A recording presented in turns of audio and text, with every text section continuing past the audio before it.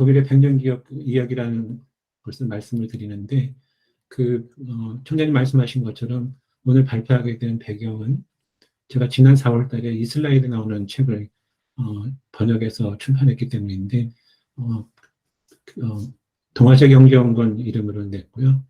먼저 저는 독일어를 전혀 모르고 독일에 있는 관광 목적으로 며칠의 단연밖에 없어서 독일 전문가 아니라는 점을 말씀드리고, 대신 일본어를 조금 할 수 있어서 일본인 학자가 본 독일 가족기업에 관한 것을 소개하는 것이고, 거기에 일본의 관점을 더해서 우리나라의 관점을 추가해서 말씀드리고자 합니다. 또 하나는 이 책이 2015년에 발간된 것이라서 7년 동안의 변화는 이 책에 반영되지 않았다는 말씀을 드리고요.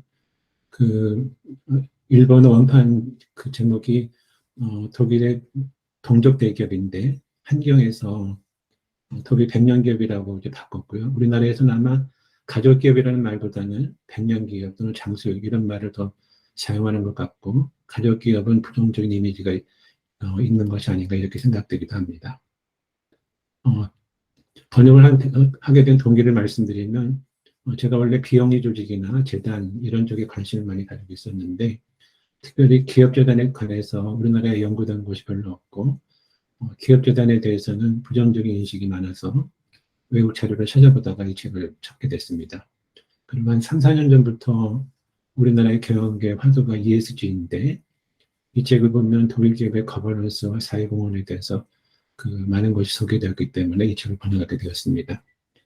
저자는 사회공헌하고 노동자와 자본가, 즉 노자 간의 협조를 강조하고 있는데, 저는 이 책이 기업재단을 통한 사회공헌과 기업의 영속사를 강조하고 있다고 봤습니다. 기업 승계와 관련돼서 독일이나 일본 제도가 우리나라에 많이 소개되고 도입도 됐는데, 기업 승계 중요한 수단의 하나인 기업재단 제도는 우리나라에 거의 소개되지 않아서 기업의 독일 기업재단을 좀 도입했으면 하는 것을 말씀드리고 합니다. 오른쪽에 있는 쓰는 것은 압도적인 75%가 재단을 설립을 하게 되면 장기적으로 설립자의 의사가 확실히 실현된다는 점을 강조하고 있습니다. 이 책의 내용은 크게 1부하고 2부로 나눠져 있는데, 1부는 독일 기업의 제도와 역사, 사상 이런 것들이고 좀 이론적인 것이 많고요. 2부는 독일의 대표적인 9개 기업을 소개하는 것이 있는데, 1부는 일반인들이 읽기는 조금 어려울 수 있지만 제2부는 스토리로 되어 있어서 읽기가 쉽게 되어 있습니다. 오늘은 2부 중에서 빨간색으로 표시된 6개 회사가 공익재단을 설립한 회사들인데, 크루프, 자이스, 보시, 베델스만에 대해서 말씀을 드리고요. 책을 번역하면서 궁금했던 것이, 저자가 독일의 유명한 자동차 기업 BMW, 포르쉐, 폭스바겐, 보시를 소개하면서 왜 벤츠를 소개하지 않을까 궁금했는데, 벤츠는 창업자 가문이 더 이상 벤츠의 경영에 참여하지 않고 있기 때문에 대상기업에서 제외했다고 합니다. 책의 업무를 좀 말씀드리면, 우리나라는 상속세 및 증여세법, 보통 저희들은 상정세법이라고 그러는데, 상정세법상의 공익법인이 주식을 얼마나 가지고 있을까 하는 것은 노태우 대통령 시절인 1991년부터 규제가 시작이 되어서 그동안 수차례 개정이 되었는데, 간단하게는 일반적인 경우에는 의결권의 10%까지가 허용이 되고, 의결권을 행사하지 않겠다고 정부에 규정한 자선단체, 장학단체 이런 데는 20%까지 허용이 되고, 사무 출자 제한기업, 속칭 재벌기업이나 거기랑 특수관계가 있는 공익법인은 의결권의 5%까지만 허용이 됩니다. 더군다나 이제 문재인 정부 마지막 시절에 2020년에 공정거래법이 개정이 돼서 작년 12월 말부터는 사무 출자 제한기업의 경우에는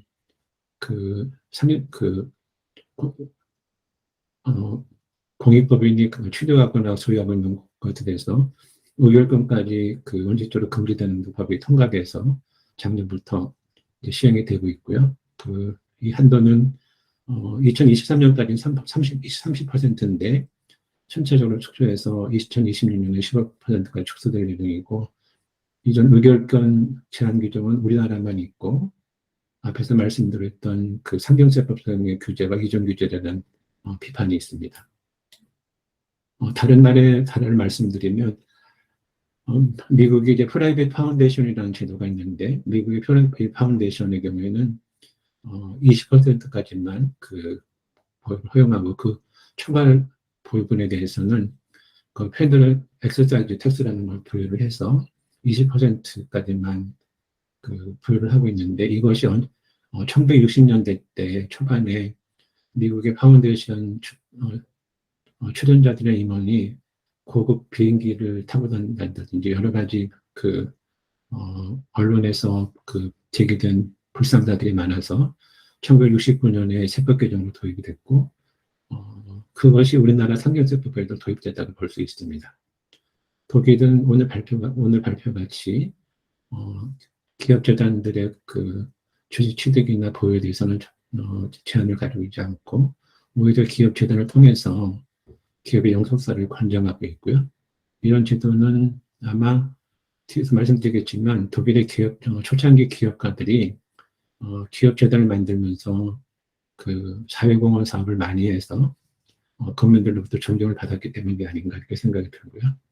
그 영국이나 스웨덴 이런 데들 보면은 공익법인에 대한 그 출시 규제가 없고, 특히 이제 덴마크 같은 경우에는 재단이 지합하는 기업이 전체 상장식 주식시장에서 약 70%를 차지하고 있다고 합니다.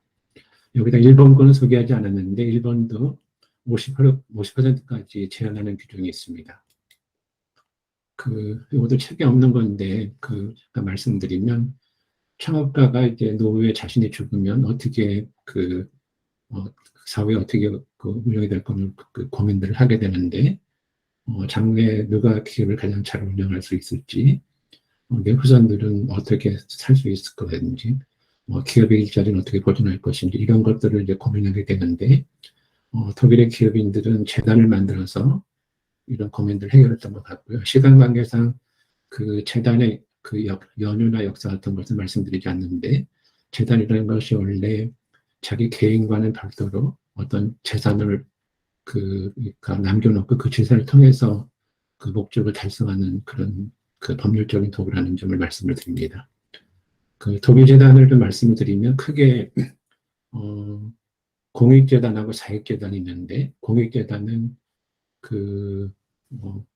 공익을 위해서 활동하는 그 재단이지만, 이제 조세 전문가 입장에서 말씀을 드리면 공익재단은 그 조세 혜택이 있는 그 재단이라고 말씀드릴 수 있고요. 그다음에 사익재단은 프라이빗하기 때문에 그 조세 혜택을 받지 못하는 재단, 이렇게 보면 되겠습니다. 그다음에 공익재단은 그 밑에 보시면 써놨는데, 공익재단에서 기업 연관형 공익재단은 주식 보유형, 그래서 주식은 보유하지만 의결권을 행사하지 않는 그런 데들이 있습니다. 우리나라는 이렇게 아직 찾아볼 수 없는데, 그래서 말씀드리겠지만 대표적인 것이 보시의 재단이라고 볼 수 있고요. 그다음에 기업 지배형 공익재단이라는 것은 크루프가 만들었던 재단, 그다음에 자이스가 만들었던 재단, 베델스만 이런 데들이 재단이 기업을 주식을 보유하면서 의결권도 행사하고 하는데 재단들이 있습니다. 우리나라의 기업 재단이 거의 여기에 해당된다고 볼 수 있고요. 그다음에 공익재단 회선이라는 것은 자이스가 1906년인가 20세기 초기에 만들었던 그 형태인데, 그것이 2004년에 두 번째 형태로 바뀌는데, 자이스는 처음에 재단 스스로가 그 영리 사업을 하는 그 형태로 출발을 했는데, 그것을 공익재단 회사라고 합니다. 지금은 거의 독일에서도 거의 없어졌고요. 우리나라에 없는 거 하나 더 말씀드리면, 이중재단이라는 것이 있는데, 그것의 대표적인 사례가 보시인데, 공익재단 재단을 만들어 소비는 주식만 보유하고 의결권은 그 재산 옆에 있는 그 사익재단한테 위탁하는 형태. 그래서 재단을 두 개 만드는 형태가 독일에는 좀 많이 있는 것 같습니다. 그 오른쪽에 있는 사익재단을 좀 써놨는데 우리나라에 전혀 없는 제도인데 그 텍스 베네핏은 전혀 받지 못하지만 이제 가족 재산을 유지하면서 그 거기서 이제 어, 기업 지배도 하고 또 그 가족들의 그 경제적인 어려움이나 이런 것들도 해결할 수 있는 그런 재단을 만드는데 대신 그 세제 되게 없고 매년 38%의 세금을 내고 또 이게 영수가는 들어서 30년마다 그 대체 상속세를 내는 제도가 있습니다. 크루프라는 것은 우리 교수님들 아시겠지만 그 우리나라에는 그 엘리베이터 회사를 좀 많이 알려져 있지만 그 원래 그 철강으로 시작을 했던 회사고 그 1차 대전, 2차 세계대전 때 독일의 무기를 상당히 만들었던 회사라고 할 수 있겠습니다. 그 간단하게 이제 크루프 강원 계통도만 말씀을 이렇게 표시해 놨는데 1세대부터 5세대까지가 있는데 약 400년 전부터 철공소를 운영하는 집안이었고 19세기 말부터 5대에 걸쳐서 사업을 했는데 2세대, 3세대에서 굉장히 많이 그 사업을 확장하게 됐고 5세대가 1967년에 그 사망을 했는데 이때 본인이 가지고 있던 주식을 모두 다 재단법인에 추견을 시키고 그 아들이 있었는데 아들이 아마 그 여러 가지 문제가 많아서 그 6세대 그 아들에게는 크루프라는 성도 사용하지 못하게 하면서 재단법인을 만들었습니다. 어, 여기서는 그 크루프 회사의 그 법률상 제도를 좀 말씀드리면 2세대와 3세대가 그 1836년 이때부터 그 회사 자체에서 질병보험이나 사망보험 같은 것들을 만들어서 비스마르크가 이 회사의 제도를 도입을 해서 전 국가적으로 시행한 것들도 있고 그다음에 노령연금 시행한 것, 그 4, 5년 대응 전표를 그 했던 여러 가지 제도들이 있고요. 그래서 아마 크루프가 독일 국민들로부터 많은 그 존경을 받았던 것 같고요. 그 5세대가 이 사람이 그 2차 대전 패전 전부터 아버지가 나이가 많아서 그 가업을 잇게 되는데 그 2차 세계대전이 끝나고 나서 모든 재산 물수당하고 이러다가 미소 간의 냉전이 격화되면서 다시 미국 정책이 바뀌어서 이 가문이 다시 큰 기업을 받게 되는데 그 처음에 돌아와서 얘기했던 것이 그 기계보다는 사람들이 더 그 중요하다는 그런 얘기를 했고요.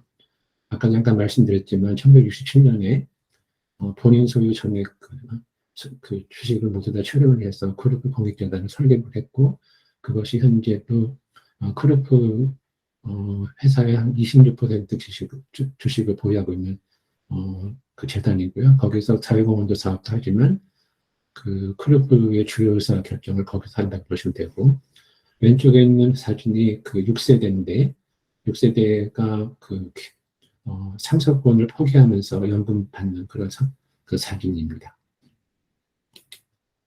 자이스는 카메라로 유명한데 원래는 그 현미경으로 시작을 했고요.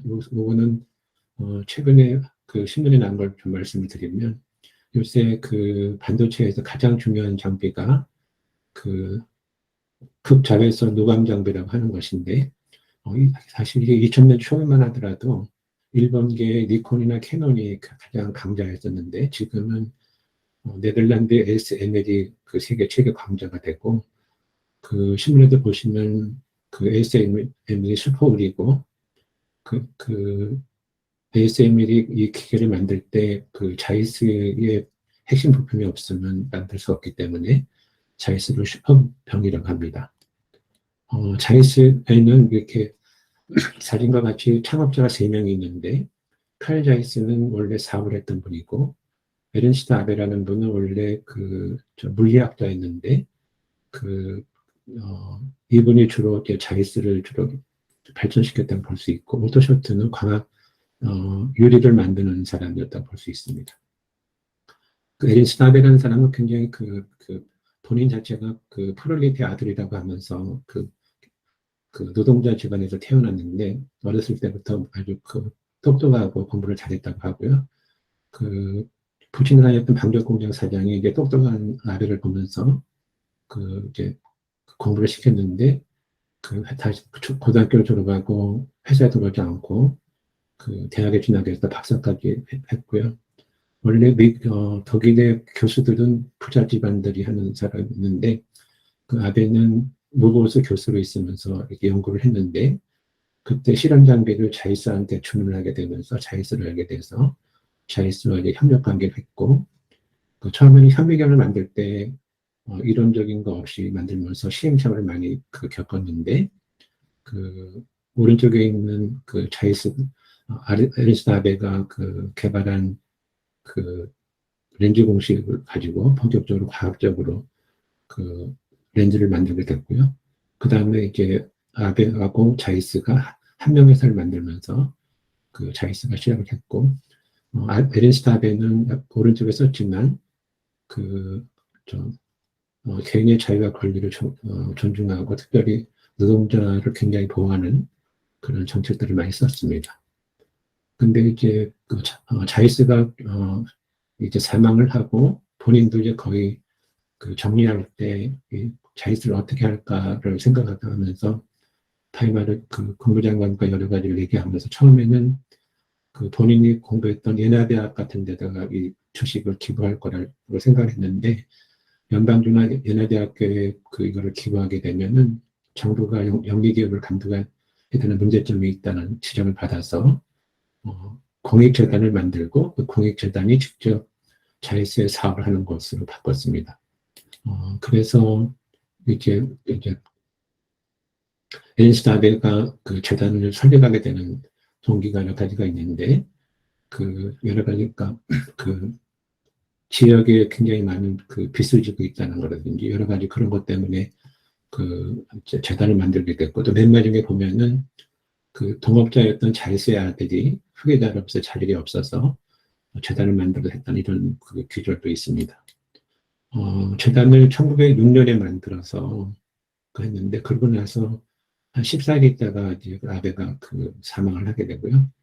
그 한국어 판에는 번역을 다 넣지는 않았는데 정관에 보면은 노동자의 권리에 대해서 상당히 자세하게 그, 그 규정을 하고 있는 것이 있습니다. 그런데 이제 거의 100년 정도 이렇게 재단이 직접 회사를 운영하다 보니까 너무 다른 그 형태라서 그 설명도 많이 해야 되고 투자에도 어려움이 있어서 2000년대 초반부터 이제 어떻게 바꿀까를 바꿔서 왼쪽에는 예전에는 그 재단이 직접 사업을 하는 형태를 했었는데 2004년부터는 공익법인 하나, 재단 하나 만들고 거기 밑에 영리회사가 두 개가 있는 식으로 해서 공익재단하고 영리회사랑 분리시켰습니다. 보시는 우리나라도 많이 알려져 있는데 우리나라는 주로 전동 공구로 많이 알려져 있지만 자동차 부품 회사라고 볼 수 있고요.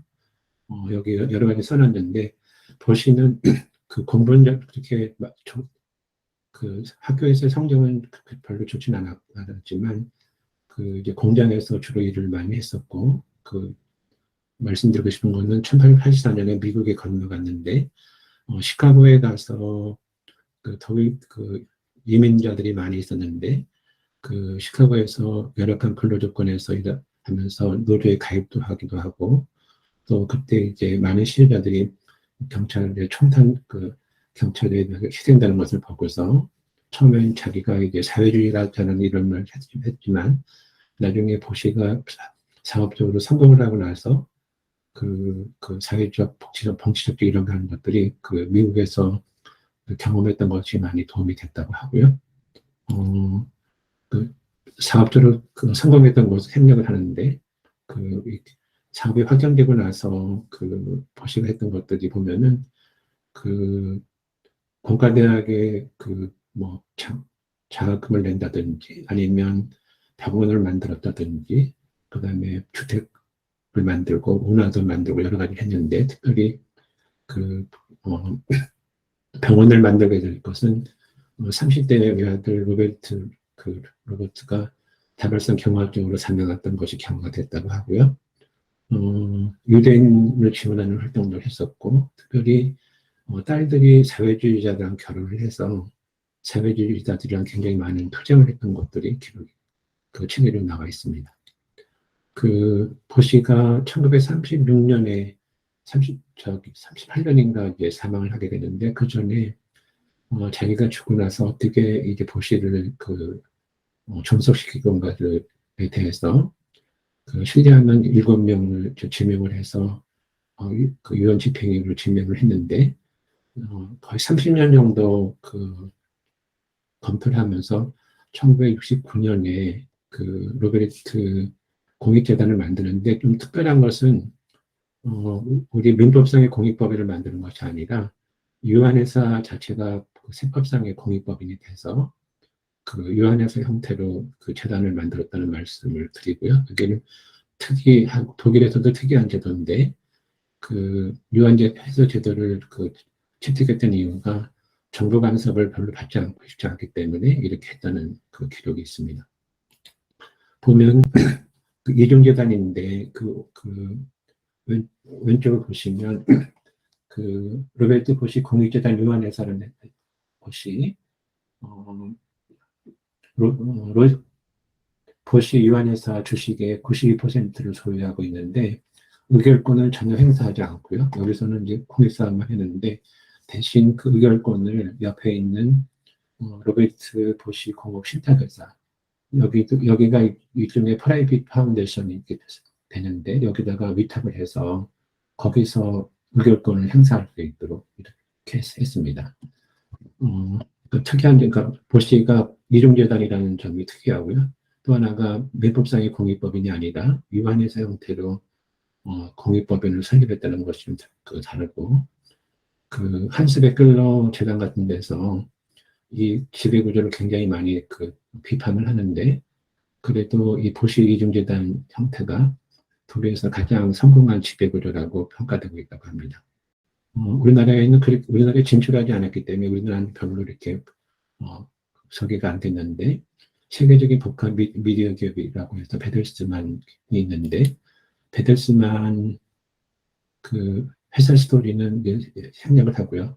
77년에 라인하르트가 자기가 보유하고 있던 주식의 71%를 공익재단에 출연해서 재단을 설립을 하고, 거기서 사회공헌 사업도 하고, 또 여기서 영리회사를 지배도 하게 하는데, 베델스만의 저격수인 슐러라는 사람이 2010년에 베델스만 공화국이라는 책을 써서 비판을 했는데, 여기서 보면은 라인하르츠가 이 공익재단을 만든 것이 절세라고 하면서 공익보다는 사적이익을 추구했다는 비판을 했는데, 이에 대해서 보면은 원래 라인하르트는 상장을 굉장히, 그러니까 주식을 상장하는 게 굉장히 꺼렸다고 합니다. 근데 이에 대한 반론은 이 회사를 오히려 상장시켰으면 가족에게 더 돈을 많이 주었다는 비판이 있어서, 어떤 면에서는 이렇게 재단을 설립을 해서 공익 활동을 하는 것에 대해서는 우리나라도 그렇지만 독일에서도 비판이 있는 것은 현실 세계에 있어서는 피할 수 없지 않나 이렇게 말씀을 드리고 싶습니다.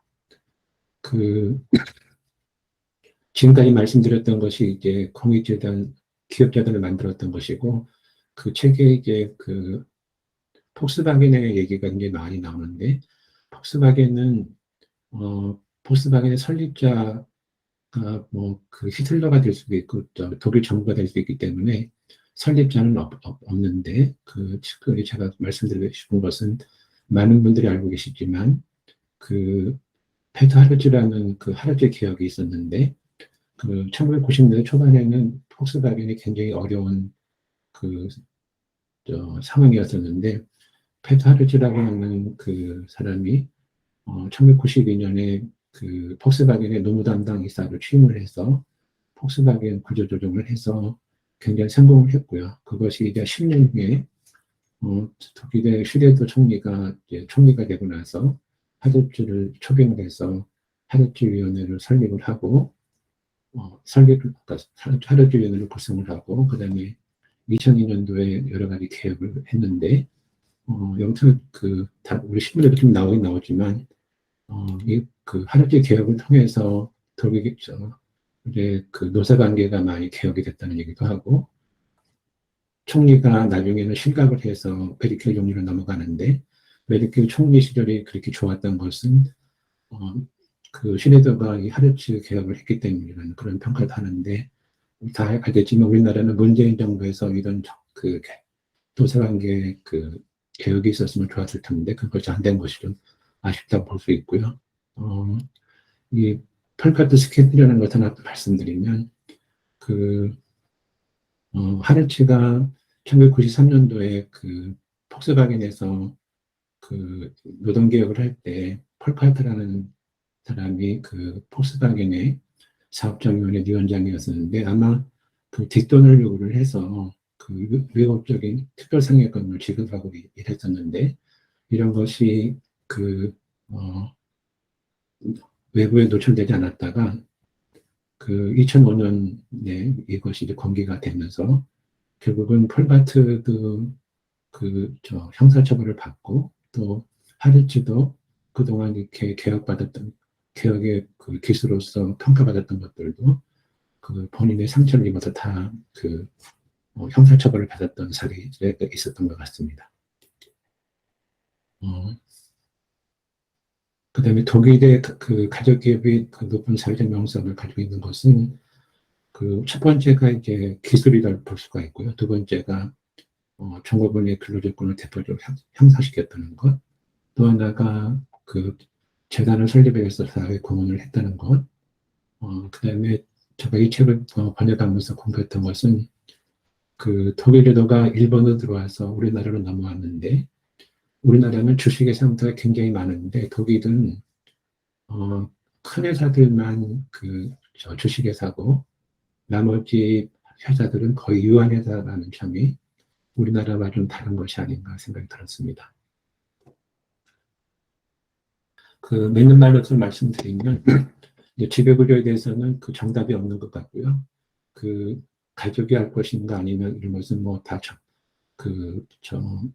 남이 왈가왈부할 것이 아니라는 말씀을 드리고, 우리나라는 부자에 대한 지시 같은 것이 있는데, 이것을 이렇게 존경할 수 있는 태도를 좀 해야 될 것 같은 말씀을 드리고, 제가 기업재단을 옹호하는 입장도 있지만, 또 제가 주변에 듣는 것들을 보면은 우리나라 삼성그룹이나 이런 분에서 굉장히 일도 잘하지만, 어떤 다른 기업을 보면은 재단을 만들면서 아내나 아니면 자녀들 이름으로 이사장을 하는 것들에 대해서 비판하는 사람들 얘기를 들어보면, 아내나 자녀들의 명함 하나 파주기 위해서 만든 거 아니냐, 이렇게 비판하는 사람들이 있어서, 공익재단을 만들면 좀 신뢰할 수 있고 사회적으로 명성 있는 분들한테 경영을 위탁시키는 것이 우리 기업재단의 비판을 잠재울 수 있는 방식이 아닌가, 이렇게 생각이 듭니다. 좀 두껍게 말씀드렸지만 제 발표는 여기서 마치겠습니다. 감사합니다.